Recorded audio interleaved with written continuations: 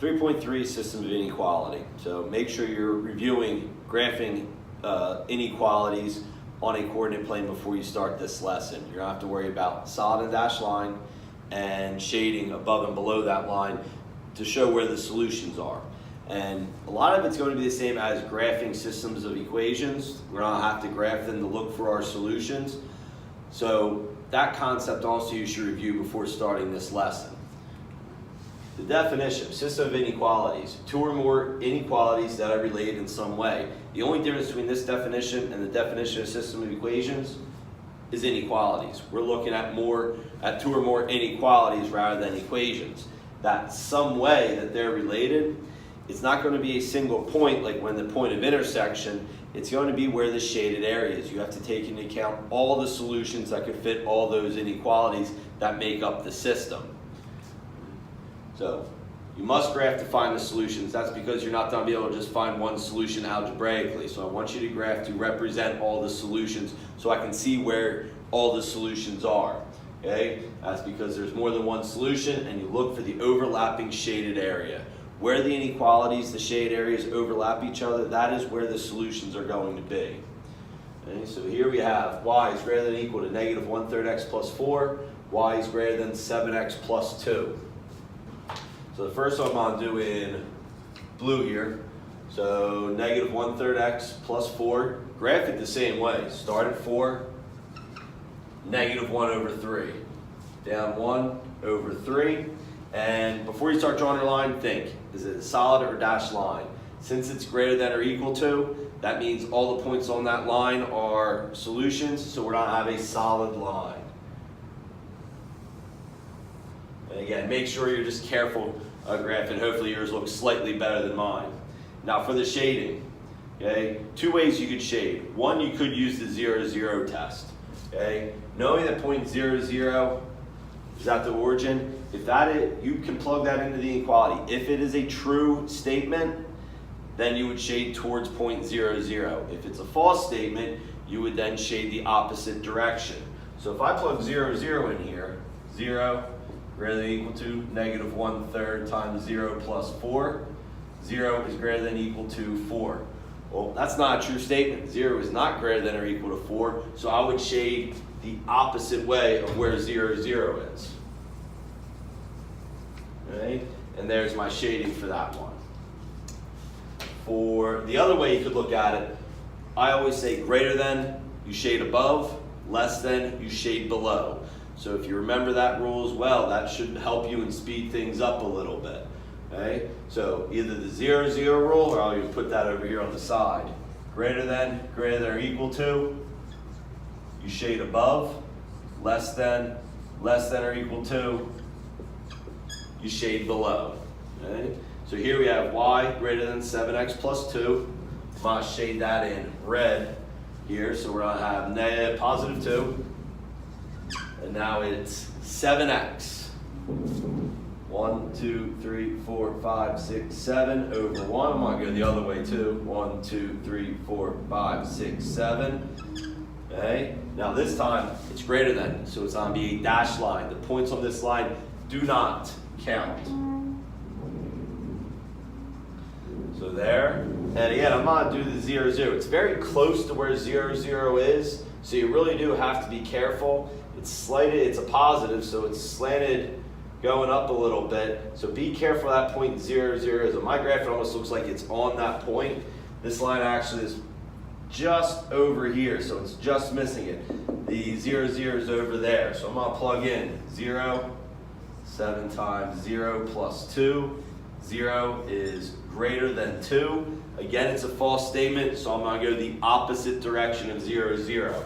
So that'd be from the line shaded up and to the left. Now, we're looking for the overlapping shaded area. You're looking at where both lines are going to be shaded.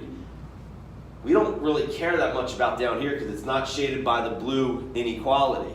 All we care about is up here. So I'm going to shade that top part. Okay? It's to the left of the line. That's the direction we want to shade it. And there's our overlapping shaded area. Make sure it's obvious where the overlapping area is. Okay? Even if you want to take it and erase some of the area that is not overlapping. Okay? So now I can easily see I have a solid line, I have a dashed line, overlapping shade area that is there. Now you're going to be asked to find solutions. Okay? Solutions are any point that falls on a solid line or in the overlapping shaded area. As long as on the solid line that is adjacent or borders the overlapping shaded area. So pick points that are nice in there. Don't try and go too close to the lines where it could get a little iffy. -2, 9 would be a good point. Okay, that's in the overlapping shaded area. -7, 10. Okay. So points like that, points that are obviously in the overlapping shade area, that's what I'd be looking for. Okay, so let's do a couple more examples.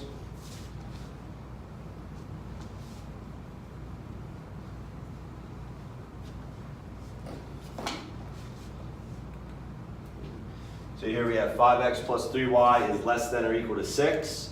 7x minus y is greater than 8. So for these, we need to put that in slope-intercept form first. So taking the 5x plus 3y is less than or equal to 6. Bring over my 5. Divide by 3.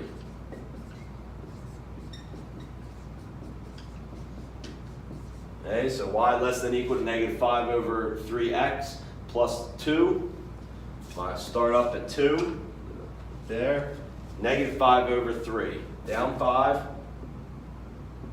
1, 2, 3. Over 3. Okay. We do have a solid line there. Okay, so we're going to make that less than or equal to makes it a solid line. And shading, it's less than. So we either do the 0, 0 test, or we know if it's less than, you're on a shade below. Okay? So I'm on a shade below this point, and there's 0, 0. Let's actually look at the 0, 0 test.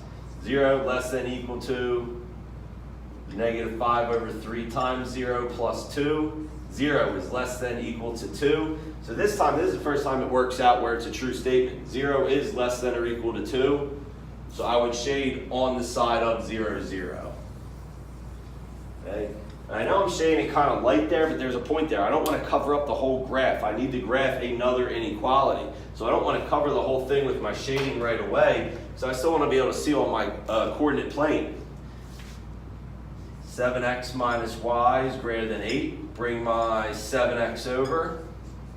And now I'm dividing by -1.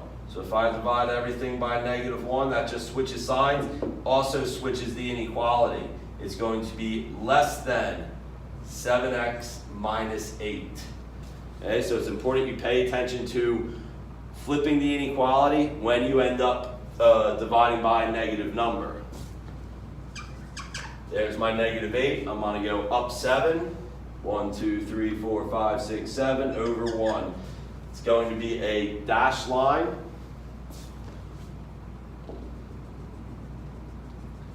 Okay, and since it's less than, I'm going to shade below. And again, shading below is all the way on the right-hand side, this whole right-hand side of the graph. Don't really need this upper part up here. Okay, I'm worried about just this lower part that's already shaded blue. And there's my graph there.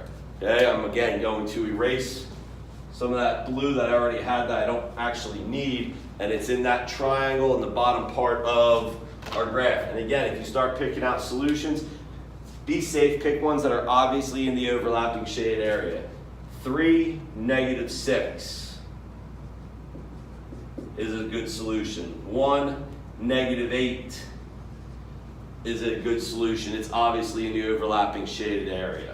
Okay, let's do one more example. Now, this last example, okay, it's going to have multiple inequalities, not just 2. We have x is greater than -7, y is less than 5, x is less than -2, and 3x minus 3y is less than -6. So for this one, we have 4 inequalities. So this is where I said shading lightly is good. You don't want to shade it too hard. You don't want to start making it too dark because you have to do multiple graphing on here. So if I start with that x greater than -7, okay, you have to remember vertical horizontal lines. This is going to be a vertical line. There's -7, and it's dashed. And since it is greater than, this is just like a normal number line. Greater than -7 is to the right. Very lightly, I have to graph 4 inequalities, so I don't want to make it too dark. Y is less than 5. There's my 5. It's dashed again. And less than is below. Horizontal lines are pretty easy to tell above and below. Less than is below. And again, I'm not really caring about this strip over here. This wasn't shaded blue. I care about the overlapping area. Going now to x less than -2.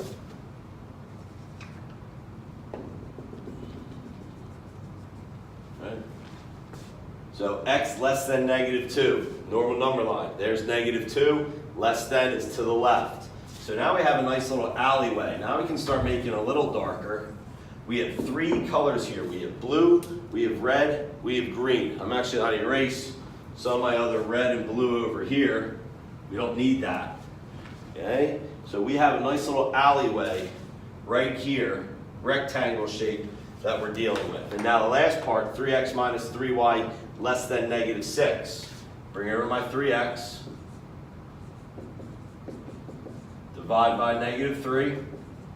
It's divided by -3. Y greater than, flip that sign, x plus 2. Okay, so I'm going to start at +2. Up 1 over 1. I'm going to make a couple points so I know I'm fairly accurate. It's going to be a dashed line again. And it's greater than, so I'm shading above. So from this black line up, I'm going to shade inside that blue line where the green, red, and blue is all overlapping. I'm just going to make sure that area there is nice and dark. That's where all my solutions are, in that shape there. Okay, and again, if you want to just erase a little bit, don't need that over there anymore. Don't need this down here anymore. That's not overlapping. All 4 areas are overlapping in this area right here. That's where our solutions would be. Okay? So make sure you watch your solid dash lines and shading above and below. That's basic inequality graphing. So make sure you review that. Also, just make sure your solutions are always in the overlapping shaded area. Okay? They're the main points for this section 3.3.